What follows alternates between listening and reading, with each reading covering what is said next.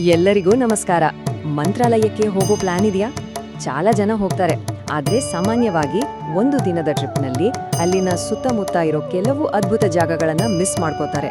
ಅದಕ್ಕೆ ಮಂತ್ರಾಲಯದ ಪ್ರವಾಸವನ್ನ ಇನ್ನಷ್ಟು ಚೆನ್ನಾಗಿ ಅನುಭವಿಸೋಕೆ ಒಂದು ಪರ್ಫೆಕ್ಟ್ 2 ದಿನದ ಪ್ಲಾನ್ ಬಗ್ಗೆ ಇಲ್ಲಿ ನೋಡೋಣ. ಹೌದಲ್ವಾ? ಸಾಮಾನ್ಯವಾಗಿ ಎಲ್ಲರೂ ಪಂಚಮುಖಿ ಬಿಚ್ಚಾಲೆ ನೋಡ್ಕೊಂಡು ಬಂದ್ವಿ ಅಂತಾರೆ. ಆದರೆ ಇನ್ನೊಂದೇ ಒಂದು ದಿನ ಎಕ್ಸ್ಟ್ರಾ ಇಟ್ಕೊಂಡ್ರೆ ಮಂತ್ರಾಲಯದ ಆಸುಪಾಸು ಎಂತೆಂಥ ನಿಗೂಢ ದೈವಿಕ ಸ್ಥಳಗಳಿವೆ ಗೊತ್ತಾ? ಆ ಅನುಭವವೇ ಸಂಪೂರ್ಣವಾಗಿ ಬೇರೆ. ಸರಿ, ಹಾಗಿದ್ರೆ ಪ್ರಯಾಣದ ಪ್ಲಾನಿಂಗ್ ಶುರು ಮಾಡೋಣವಾ? ಬೆಂಗಳೂರಿನಿಂದ ಹೊರಡೋದಾದ್ರೆ ಕೆಲವು ಪ್ರಮುಖ ವಿಷಯಗಳನ್ನ ಗಮನದಲ್ಲಿಟ್ಕೊಳ್ಬೇಕು. ನೋಡಿ, ಬೆಂಗಳೂರಿಂದ ಮಂತ್ರಾಲಯಕ್ಕೆ ಹೆಚ್ಚು ಕಡಿಮೆ ಒಂದು 400 ಕಿಲೋಮೀಟರ್ ಆಗುತ್ತೆ. ಆರಾಮಾಗಿ ಕಾರಲ್ಲಿ ಹೋಗ್ಬೋದು. ಆದರೆ ಇಲ್ಲೊಂದು ಸಣ್ಣ, ಅದರ ತುಂಬಾನೇ ಮುಖ್ಯವಾದ ಟಿಪ್ ಇದೆ.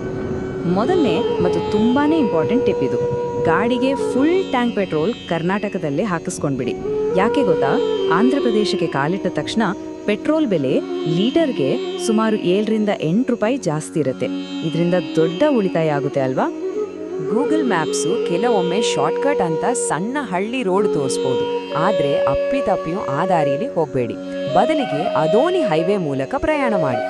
ಇದು ಒಂದು 15 ಕಿಲೋಮೀಟರ್ ಹೆಚ್ಚಿರ್ಬೋದು, ಆದರೆ ರೋಡ್ ಸೂಪರ್ ಆಗಿದೆ ಮತ್ತು ಡ್ರೈವಿಂಗ್ ತುಂಬಾ ಆರಾಮಾಗಿರುತ್ತೆ. ಹಳ್ಳಿ ರೋಡ್ಗಳು ತುಂಬಾ ಸಣ್ಣದಾಗಿ ಹಾಳಾಗಿರುತ್ತೆ. ಸರಿ, ಮೊದಲನೇ ದಿನ ಮಂತ್ರಾಲಯ ತಲುಪಿದ್ರಿ. ನನ್ನ ಸಲಹೆ ಏನಂದ್ರೆ ಸಂಜೆ ಹೊತ್ತು ದೇವಸ್ಥಾನಕ್ಕೆ ಹೋಗೋಕೆ ಪ್ಲಾನ್ ಮಾಡ್ಕೊಳ್ಳಿ. ಯಾಕಂದ್ರೆ ಆ ಸಮಯದ ಅನುಭವನೇ ಬೇರೆ, ತುಂಬಾನೇ ಅದ್ಭುತವಾಗಿರುತ್ತೆ. ದೇವಸ್ಥಾನಕ್ಕೆ ಹೋದಾಗ ಅನುಸರಿಸಬೇಕಾದ ಒಂದು ಕ್ರಮ ಇದೆ. ಮೊದಲು ತುಂಗಭದ್ರಾ ನದಿಯಲ್ಲಿ ಒಂದು ಪವಿತ್ರ ಸ್ನಾನ, ನಂತರ ಮಂಚಾಲಮ್ಮ ತಾಯಿಯ ದರ್ಶನ ಮತ್ತು ಕೊನೆಗೆ ರಾಘವೇಂದ್ರ ಸ್ವಾಮಿಗಳ ಬೃಂದಾವನದ ದರ್ಶನ. ಒಂದು ವಿಷಯ ನೆನ್ಪಿಡಿ, ಮುಖ್ಯ ಗರ್ಭಗುಡಿಯೊಳಗೆ ಪ್ರವೇಶಿಸೋಕೆ ಮುಂಚೆ ಪುರುಷರು ಶರ್ಟ್ ತೆಗಿಬೇಕಾಗತ್ತೆ. ನಿಜ ಹೇಳ್ತೀನಿ, ಸಂಜೆ ಹೊತ್ತು, ವಿಶೇಷವಾಗಿ ಸೂರ್ಯ ಮುಳುಗುವ ಸಮಯದಲ್ಲಿ ದೇವಸ್ಥಾನದ ವಾತಾವರಣ ಹೇಗಿರುತ್ತೆ ಅಂದ್ರೆ ನಾವು ದೇವಲೋಕದಲ್ಲೇ ಇದ್ದೀವೇನೋ ಅನ್ಸುತ್ತೆ. ಅಷ್ಟು ಶಾಂತ, ಅಷ್ಟು ದೈವಿಕ ಶಕ್ತಿ ಮನಸ್ಸಿಗೆ ಒಂದು ರೀತಿಯ ನೆಮ್ಮದಿ ಕೊಡುತ್ತೆ. ಅದಕ್ಕೆ ಸಂಜೆ ದೇವಸ್ಥಾನಕ್ಕೆ ಹೋಗಿ ಅಂತ ಹೇಳಿದ್ದು. ಯಾಕಂದ್ರೆ ಪ್ರತಿದಿನ ಸಂಜೆ 7 ಗಂಟೆಗೆ ಒಂದು ಅದ್ಭುತವಾದ ರಥೋತ್ಸವ ನಡೆಯುತ್ತೆ. ಇದನ್ನಂತೂ ಮಿಸ್ ಮಾಡ್ಕೋಬಾರ್ದು. 5 ಬೇರೆ ಬೇರೆ ತರದ ರಥಗಳಲ್ಲಿ ದೇವರನ್ನ ಕೂರಿಸಿ ದೇವಸ್ಥಾನದ ಸುತ್ತ ಮೆರವಣಿಗೆ ಮಾಡ್ತಾರೆ. ಆ ದೃಶ್ಯ ನೋಡೋದೇ ಒಂದು ಭಾಗ್ಯ. ಮೊದಲನೇ ದಿನದ ದೈವಿಕ ಅನುಭವದ ನಂತರ 2ನೇ ದಿನ ಒಂದು ನಿಗೂಢವಾದ ರಹಸ್ಯಗಳಿಂದ ತುಂಬಿರೋ ಯಾಗಂಟಿ ಕ್ಷೇತ್ರಕ್ಕೆ ಹೋಗೋಣ. ಇದು ನಮ್ಮನ್ನ ಬೇರೆಯೇ ಒಂದು ಪ್ರಪಂಚಕ್ಕೆ ಕರ್ಕೊಂಡು ಹೋಗುತ್ತೆ. ಯಾಗಂಟಿ ಇರೋದು ಮಂತ್ರಾಲಯದಿಂದ ಸುಮಾರು 160 ಕಿಲೋಮೀಟರ್ ದೂರದಲ್ಲಿ. ಪ್ರಯಾಣಕ್ಕೆ ಒಂದು 4 ಗಂಟೆ ಬೇಕಾಗಬಹುದು.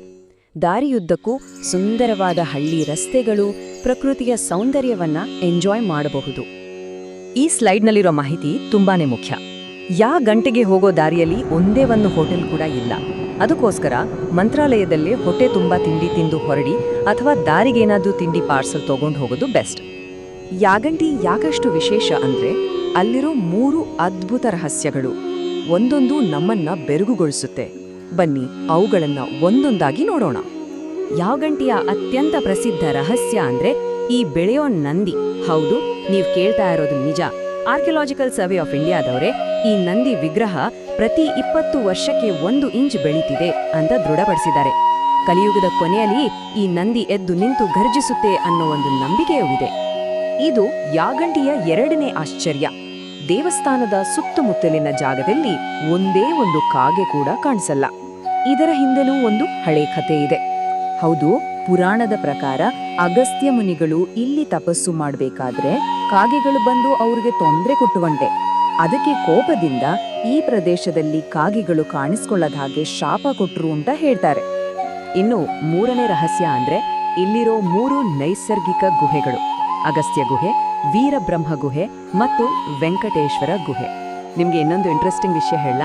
ಇತ್ತೀಚೆಗೆ ಬಂದ ಪುಷ್ಪ 2 ಸಿನಿಮಾದ ಕೆಲವು ದೃಶ್ಯಗಳನ್ನ ಇದೇ ವೆಂಕಟೇಶ್ವರ ಗುಹೆಯಲ್ಲಿ ಶೂಟ್ ಮಾಡಿರೋದು.